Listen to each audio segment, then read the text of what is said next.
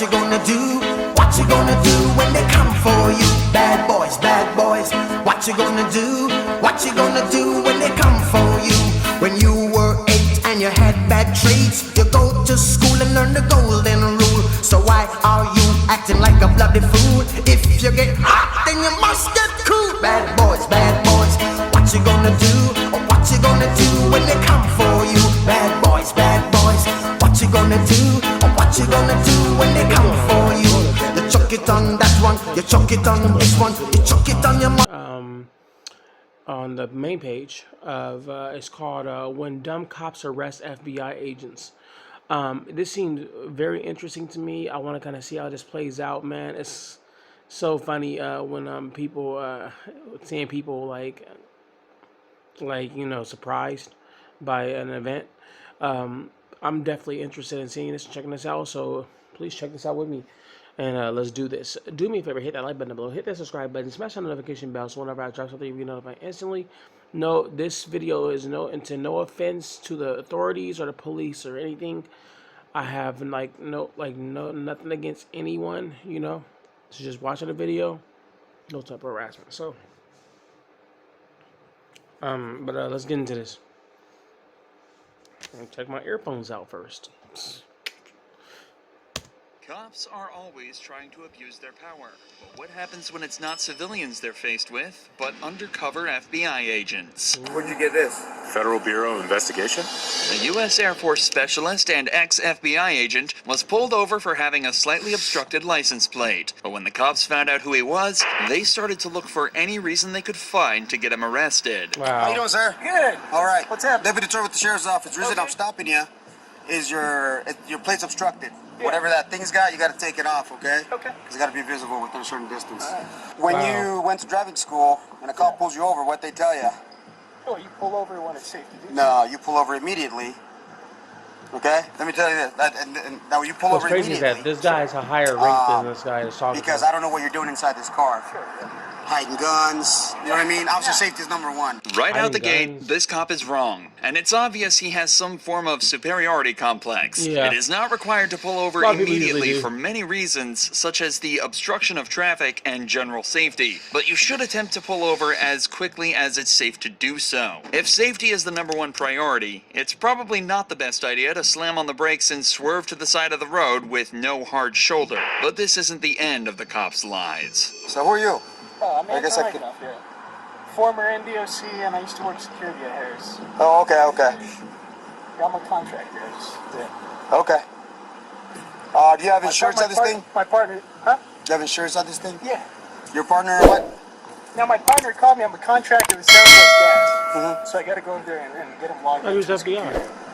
No guns inside the car? Nah, no fun. Oh, maybe he's playing with the After cop? a few routine questions, the cop starts to get a little more specific and tries to find a way to incriminate him. What do you got right there up front? That's a siren. I do contract security. You contract so security? some of the work I require to have a siren. Turn it on? Sure.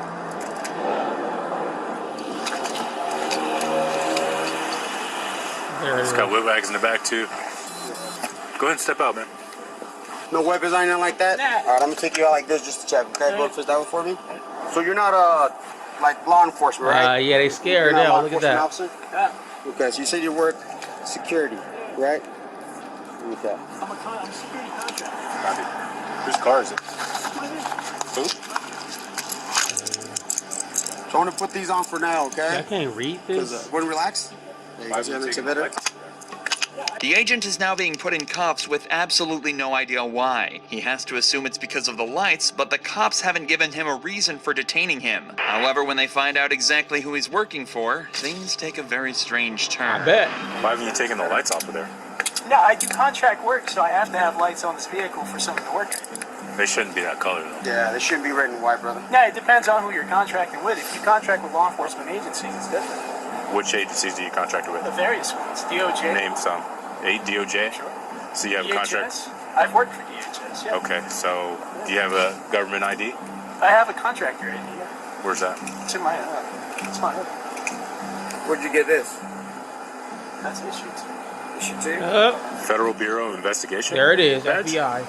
I'm gonna read you your rights too, okay? Sure. The cops now know exactly who he is, but that doesn't stop them from way overstepping their position and searching the agent without his permission. No guns, right? Nah. Inside the car? Yeah. Okay. Not doing too much. Like I said, man, too. There's money here. Put that back in, so I'll put it in the bag, okay? So the reason you're in cuffs, okay? Unless you're a sworn officer. I know Nevada does that. Yeah, you're not allowed to have red and blues. Sure. Right? Because then you could easily impersonate Red. a police Why would he officer. want to impersonate who issued someone this he's to you? hired then? My former employer. Your former employer, so you used to work for the FBI at one point? I've contracted with the Department of Justice and the FBI and other Here in Reno. Here in Reno? Where's their office at, or what? Resident agency. It's off of. It's next to Wells Fargo. It's right by the traffic circle. Okay. I'm just throwing it out because I have no idea where they're at. These officers are clearly not happy that the agent has an answer for everything, so they decide to start asking questions that they know he can't answer in an effort to incriminate him. An incredibly manipulative and corrupt tactic. Since you got the badge, where's your creds at? Where's your federal creds at? I don't need federal credits because I'm not currently employed by the federal government. You have an FBI badge. Sure, yeah. Okay, I used to be a task force officer with the FBI. Okay, which task force? Safe Streets? Yeah. Okay. So you know Elkington? No. Okay. So when did you work for him? I'm not going to answer that. Okay. Well, I'm texting somebody right now. If you impersonate a federal officer, you know you're going to get in big trouble for that, right? Okay. And like I said, with the red and blues, that alone right there, okay? Sure. That's what you're in. But that's not an offense in and of itself to have red and blue Yes, lights. it is. And I'm going to show you the NRS. To actually run, you have to actually run those No, lights. you don't. They're in your vehicle, and I must destroy those. Okay? And I'm going to pull up the NRS for you. I must went to a destroy police those. officer What are you, like a villain? Well, you might again, but I went. Have they updated the NRS? Let me show you. Have they? Okay. And let's go over here. Wow. Let me get a bag. So that was issued to you, sir. Yeah, this always happens, especially like with people that think that they're smarter than you. Find it, or They want to like bulldoze Remember over you. again, their issue is with the lights on his car. The cops do not have the authority to search the agent here, so digging around in his pockets is completely unwarranted and illegal. The specifics in this case are admittedly a little blurry. It's illegal for a civilian to illuminate red and blue emergency lights on their vehicle, but this man never lit them up, and the times when he did, he was under contract with an official law enforcement agency. And if he only works part-time with the FBI, it would be wrong for him to identify as an FBI agent all the time. But he never did that, and as such, wasn't impersonating an agent. In this situation, the cops didn't detain him for committing a crime, they detained him because he could have committed a crime. Wow. It's the same thing as arresting a licensed gun holder because they could use the weapon for a robbery. However, the next case is much more clear-cut and shows the hilarious power trips cops can often find themselves on. I hope I don't see you getting your ass whooped on the street, because I'm gonna drive the and you can tell your goddamn supervisor and everybody else. On July 16th, 2022, the Muskogee County Jail found itself facing severe overcrowding issues, with many officers having to wait outside the building to book their suspects. At the time, there was a crime suppression procedure in place of the city, leading to a large influx of suspects. But as the jails became more overcrowded, the county sheriff called off the procedure. However, this was ignored by the police in Muskogee. So in turn, cops in the area were asked to process prisoners on a specific order based on who apprehended them. Local deputies first, state patrol officers second, and Columbus police officers last. As you can imagine, certain cops weren't too happy about this, and when one deputy rightly cut in line, things started to heat up. They won't let us in. They want my job. They won't let me in. Ain't that right? No, you go in there before us, I'm gonna raise hell. Watch this. I'm gonna file a complaint, a legitimate complaint. That is the most unprofessional thing I've ever seen in my life.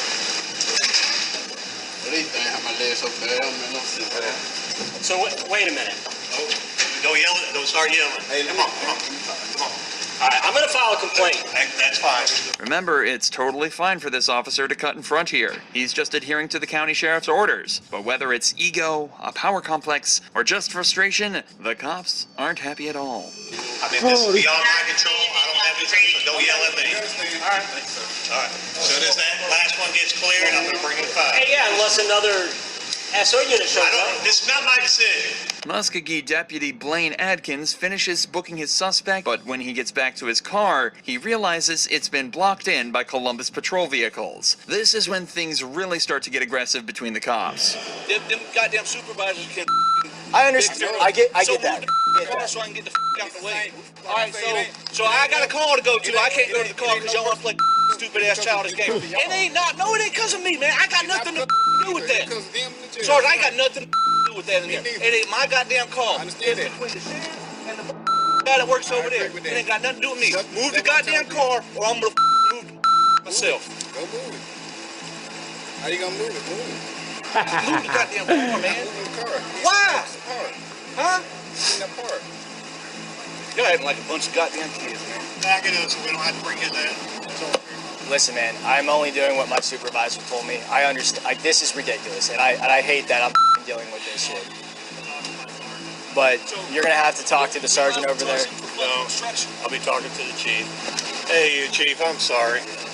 We got a situation over here. We got CPD won't let our guys out, and they're about to go to blows. I'm asking your CPD officer to back up his car, and he's saying that his supervisor told him not to let it. What's interesting about the interaction is that the officer tells the Muskogee lieutenant that he's only acting on his supervisor's orders. This isn't a misunderstanding between individuals, this is a clash of two entire police departments. And all the while, there are citizens in danger that are left completely without help because of this disagreement. I know most of us are kind of at a standstill. Do I have anybody on Forest Road reference to 7511?